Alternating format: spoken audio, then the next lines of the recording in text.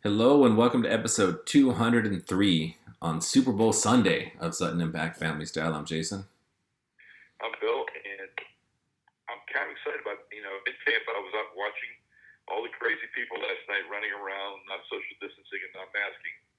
So I guess I'm going to be at the epicenter of the next outbreak. Because if there was a super spreader event, last night was it.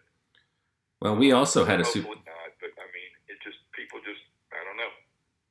Well, we had a packed. Bourbon Street is closed for Mardi Gras weekend, which is next weekend down here. And last night was the last night Bourbon Street was about to be open, and people posted pictures on social media and Instagram, and it was shoulder to shoulder, probably 50% mask, 50% non-mask on Bourbon Street. So, and even the people wearing masks, like you can't drink with a mask on.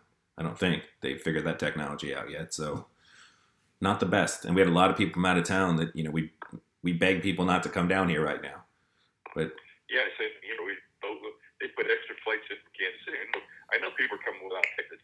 yeah, I guess just want to be here for the NFL experience and walking around everything. But it was nuts last night in Newport City. yeah. But it's a great TV sport. I'm excited to watch it. I am currently trying to figure out the best way to watch it, as I am a non-cable subscriber, and I know how to watch it on a laptop or an iPad. I'm see how I can watch it on my smart TV without a free 7-day trial for something. Oh, okay. See, there is a way to stream it to your TV, though, right? Yeah, there's going to be the Yahoo Sports app. I think is going to do it. There's ESPN Desuertes, so I can watch it in another language. CBS is the carrier of the Super Bowl, and they're saying you can watch it on CBS Sports for free, but otherwise you have to sign up for your free 7-day trial of CBS All Access in order to watch the Super Bowl that way. Unless you have Hulu with live TV as opposed to just regular Hulu, which isn't showing the game live because they don't have the live part. So. Well, I'll go on the record, Jason. I'll say whatever you need, I'll pay for so you can watch Super Bowl. Oh yeah, I just it's just the hassle of I don't want to sign up for 7 free days and then remember to delete it. We never remembered. Yeah, it's pretty true. It always seems like 18 months later, I'm seeing, all of a sudden I'm looking at one of my credit card bills and saying, why do I still have that? Exactly. I sort of figured, being as this is the advertiser's dream, I figured it would be on Amazon Prime, Netflix. They would just throw it everywhere, but apparently not. Because I know you can technically watch it if you have a rabbit-eared TV to this day or a digital antenna. You could still potentially get it somehow. But speaking of Super Bowl, you said you've come around a little bit with the Andy Reid distraction and some other things.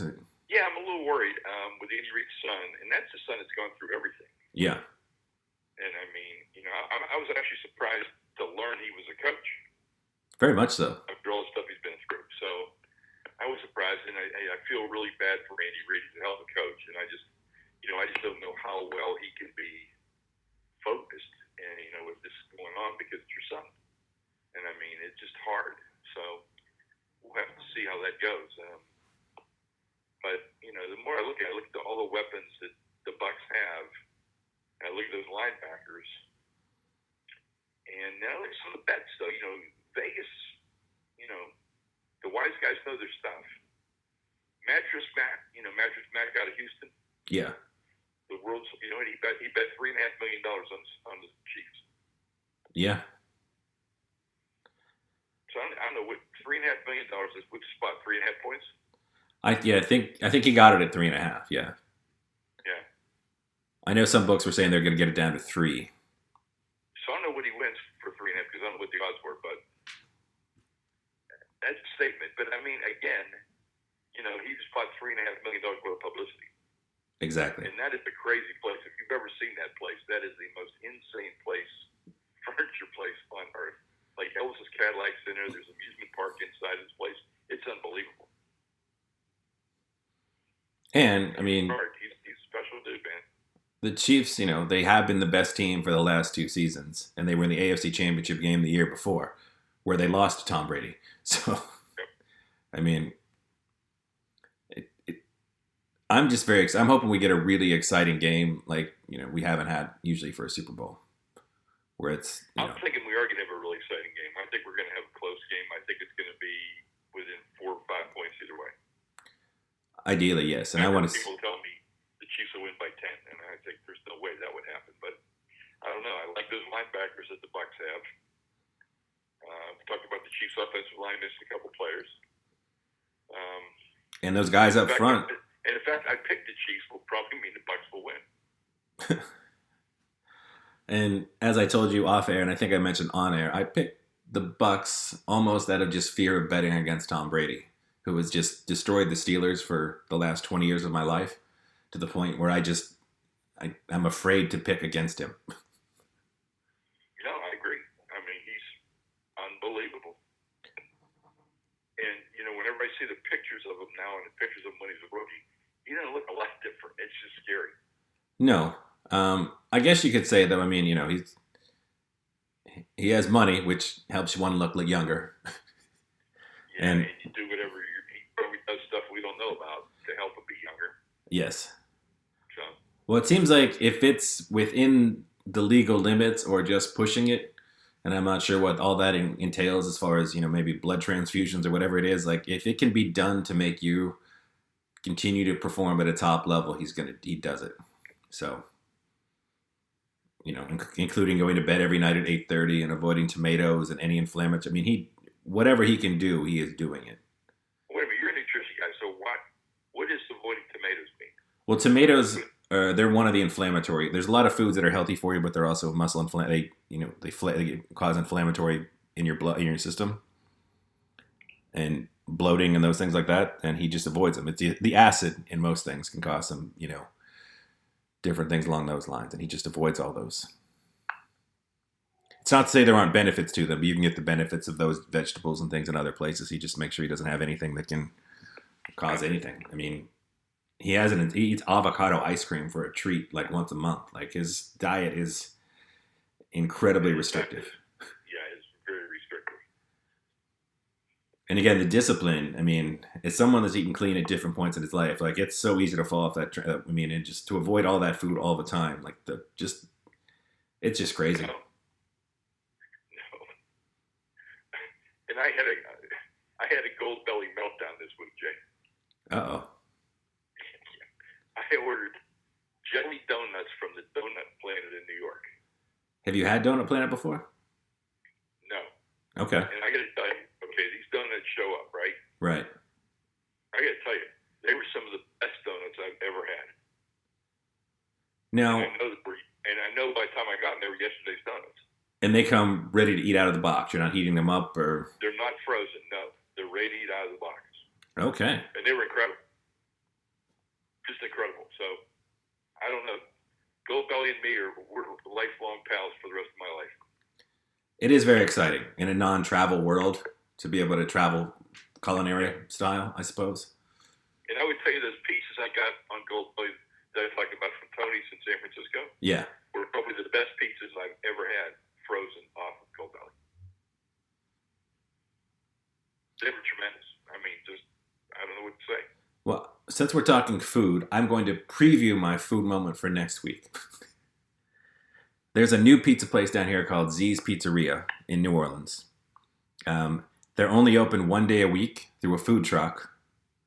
And if you go to Instagram and look up Z's Pizzeria, the pizza looks absolutely phenomenal. All the reviews are that it's the best pizza down here. But in order to order it, you have to send them a message through Instagram. Then you Venmo them the money a week in advance, and then you pick up your pizza from the truck the next weekend. Wow.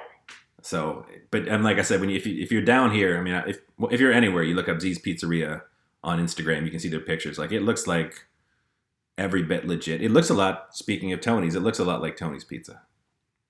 So, are you going to order some? Pick it up next week? Yes. I sent them the message through Instagram. I want a picture. Yeah. It looks, like I said, the pizza looks phenomenal. It's a matter of just deciding what kind I want to get next week. It looks like they've got the curly pepperonis, though, that we all like. Yeah. And, I mean, that's a lot of effort to order a pizza, but... Since we already started our food moment, we'll just finish it up so we'll get back to sports. Yes. So last night I went to a restaurant for the first time since I saw you in New Orleans the first weekend in March last year. Yeah, that's so crazy. It's so crazy. And I went to my favorite, La Terraza, and we celebrated our 48th anniversary and my friend Jim's 68th birthday. So Forrest went out, and restaurant was there's only 12 tables in the restaurant. You've been there. Mm-hmm. And I had veal parm, and Mom had lasagna, and both of them were outstanding. Great food. If you're ever in Ybor City, you can go to La Terrazza. The guys from Italy, food is tremendous. Service is great. It's just great food. But one of my takeaway last night was it felt so good to be in a restaurant after 11 months. That it felt really good. And we were really careful. You know, we waited another week after we had our second shot before we went out. But, you know, now I'm not going to go out now for another couple weeks. Yes. Well, Was that just one more note on La Terrazza? I would say chicken parm is definitely one of my favorite foods. I order it pretty much. That's my standard Italian restaurant order. And I think La Terrazza may be the best chicken parm ever. They pound it really thin. Parm last night, it was very thin, very just like the chicken parm, very good. Yeah, they pound it thin. It stays crispy. It's very fresh. Tomato sauce, whole milk mozzarella, fresh mozzarella on top. It's amazing. So. It's very good. All right. All right. We made everybody happy. Let's go back to sports. Yes. Hall of Fame. Peyton Manning, Alan Faneca, Bill Nunn, John Lynch.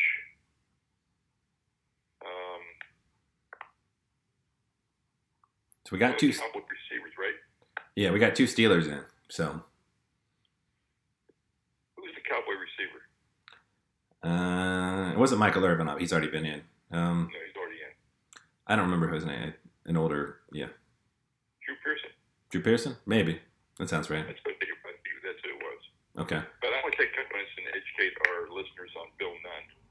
Yes. Who was the only person selected as a contributor. And Bill Nunn was the scout.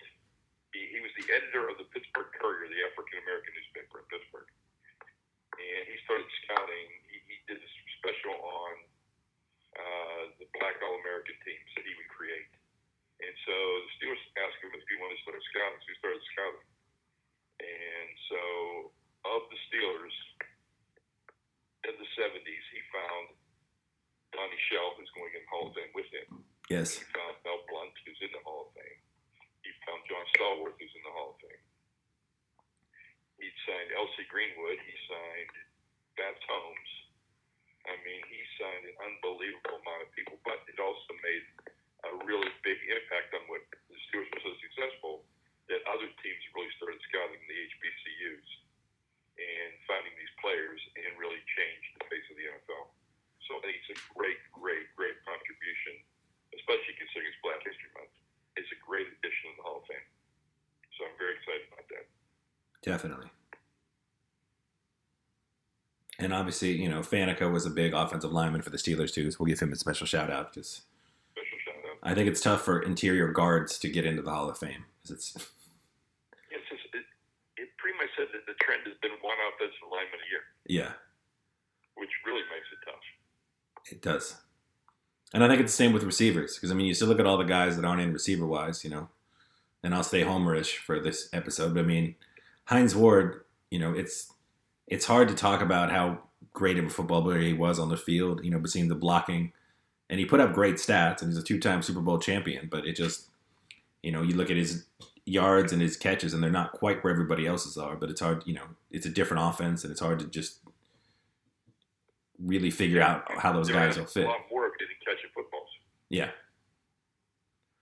And, you know, they don't really have, I mean, I know they have a war, but they don't really think about, you know, how many, you know, how you're helping your team contribute, you know, and I think a lot of it is, you know, like, I don't know if there's ever a number that can really tell you how much you're contributing to your team's winning by just the attitude you have and, you know, your locker room presence. They haven't quite figured that out in a statistic, so.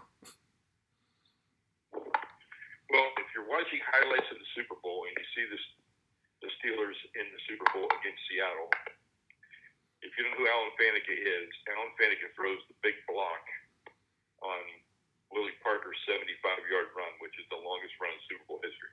Yes. And Faneca's block is a block that cut him loose. So, you know, if you're watching the Super Bowl highlights, which they always show this time of year from the different Super Bowls, you'll see Alan Faneca. But he was a great, great guard from LSU. Steelers number 1 draft pick that year. Well, I guess we can as we're on the NFL and we're talking Steelers, we can talk the Steeler who didn't win awards, and that was T.J. Watt lost the Defensive Player of the Year to the Rams' Aaron Donald this year. Yeah, and my point is he had 15 and a half sacks, and Donald's 13. And he had the most pressures. More than sacks. Yeah. But I thought he deserved the award. And I know, J.J. Watt's already come out and said it. T.J. Watt's already come out and said it. And I don't like that part of this thing, that their feelings get hurt and they start getting on social media. But I really do think that he should have won the award. Yeah, I think he was hurt too by the Steelers' collapse down the stretch. I think if the Steelers had held on and maybe won, a couple more games and ended up as the 2 seed, or continued the winning ways, and ended up, I think then he wins that award. I think that collapse, and people thought their numbers were a little fraudulent all year. Even though it's an individual Defensive Player of the Year award, and he definitely had the numbers, I think the collapse ended up hurting him. And then the other big winner, obviously, was Aaron Rodgers, won the MVP for the third time. Yeah, and like we were talking offline, I mean, there's a lot of good candidates for Player of the Year. I mean, but you pointed out rightly so that it is a quarterback award. It just is. And you could have given it to Patrick Mahomes probably, but Aaron Rodgers had a better year. You could argue that Brady could have gotten it, but he didn't have a consistent year. No. He had a lot of adjustments coming to a new team and doing a lot of things. I mean, if Brady would have won it, I probably wouldn't have been fine with that too. Yeah, I mean, and like we said, there was pretty much only quarterbacks in the discussion. Yet it was Russell Wilson for the beginning of the year with the let Russ cook when he was throwing the ball over the field with DK Metcalf, and they came out hot for 6 games, but they just fell apart. And then I was definitely on the Russell Wilson bandwagon. And Aaron Rodgers, yeah, they won 13 games, and he statistically put up a slightly better. Mahomes played less time and less games this year with where they were not having to play the last week, but it's a regular season award, and you certainly can't argue Aaron Rodgers. It's sort of like the last award. Like, you can argue for either player. You certainly have who you think should have been, but yeah, congratulations, Aaron Rodgers. And he got engaged to Cheyenne Woodley, the actress from Big Little Lies. So it's a big week for him. Yeah. Big times. Yeah. Let's talk a little basketball. Let's do it. Cade Cunningham, the consensus number 1 pick in the NBA draft, plays at Oklahoma State. I watched him play twice this week. I watched him play at Texas TCU, and I watched him lose. And they've lost like 5 games, and they've lost 5 games by less than 5 points. So they don't get blown out, and they're a very, very young team. So they're really good. But down the stretch, he was the go-to guy in the TCU game. They were putting 3 or 4 people on him. And, the coach, they called timeout, and he went down the last 2 possessions and couldn't get a shot off, and TCU wins. Yesterday, they played Texas, who's ranked number 6 in the country. His line in the first half was 1 for 7 from the field for 3 points with 2 fouls. Now, he finishes with 20 points. He makes a key deflection with 5 seconds left in the score, tied in regulation, and misses a bunny off of the, trying to get the ball up real quick because there was like 4 seconds left. Then he makes a critical 3-point shot with guys hanging all over him to kind of jump the lead, and Oklahoma State ends up beating Texas. So it's just, to me, it's just, you see, it's going to be hard to make these draft picks because everybody's watching the way we're watching. Like last night, the broadcast team was in their homes, and there was one guy that was there that was giving them like the sideline reporter that was a scout. So nobody's really seeing these players playing all these games. So I think this draft is going to be more hit and miss, I think, than any draft in NFL in NBA history, and probably doing the same thing with the NFL. Yeah, that's a bunch of people that everybody knows, but you're not going to hit gone. There's no combine, so you're missing a lot of things in the Senior Bowl. But there's going to be a lot more of risk taking. You're not going to be positive. Well, you look at Trey Lance, who's considered maybe the 3rd best quarterback prospect in the draft, had an incredible year a year ago. This past season had that one weird that his school set up the one game for him to play. Did not perform well, and there's obviously not going to be a combine. So it's just, it's crazy. Yeah. And that's why they said more teams might trade out of the first round, and that's why, the Rams are willing to give up this year's first round. I mean, they've already given up this year's first round pick, but, with all the uncertainty about who you're drafting, more so than ever, that's just sort of like, whatever, it's less valuable. But we had a big NBA story this week. Yes, we did. LeBron James, arguably the best player of his generation for certain, had some thoughts on the All-Star game, and they were not positive. No, I don't think a lot of players are positive about playing in the All-Star game. No. And probably rightfully so, right? I think doing all these protections, and then all of a sudden you're going to take everybody and dump them in the same market for 24, 48 hours. Well, you look at, just this week, Kevin Durant had contact tracing. He's going to miss some games. He and his teammates were very upset about that. They felt that was unfair. And then I think, like you said, you're taking 22 players from probably, 18 of the best teams in the NBA, bringing them all to Atlanta, which is a pretty open city that has not been, I can tell you from my industry, a lot of shows have been shut down in Atlanta due to COVID outbreaks.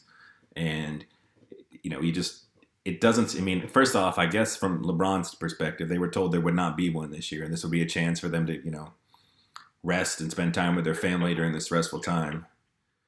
And then, you have very strict COVID regulations, but now you want to take all your greatest players and put them on the court together, fly them all into one city. It just doesn't seem like a very smart idea. And then fly them back and then get right back into playing and not have any quarantine, have quarantine for like 2 weeks like you would normally do.